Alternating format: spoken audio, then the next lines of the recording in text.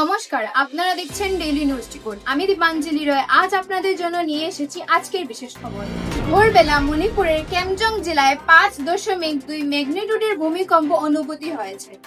সকাল 5:59 দিকে এই কম্পন ইম্ফলে এবং তার আশপাশের এলাকায় কেঁপিয়ে উঠেছে।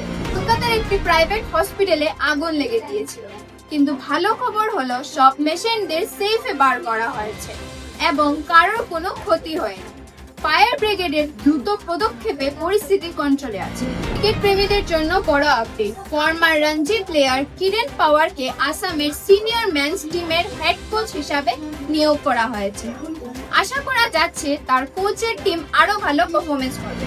দেশের ইকোনমি নিয়ে ভালো খবর। ইউএন এর লেটেস্ট রিপোর্ট অনুযায়ী ইন্ডিয়ার ইকোনমি 2026-এ 6.4% এবং 2026-এ 6.6% রেটে গ্রো করবে। দেশের অর্থনৈতিক যে এত বড় জাম্প করবে সেটা বোঝা যাচ্ছে। তৃতীয় শুভ দিনে মহারাষ্ট্রতে বড় সাকসেস।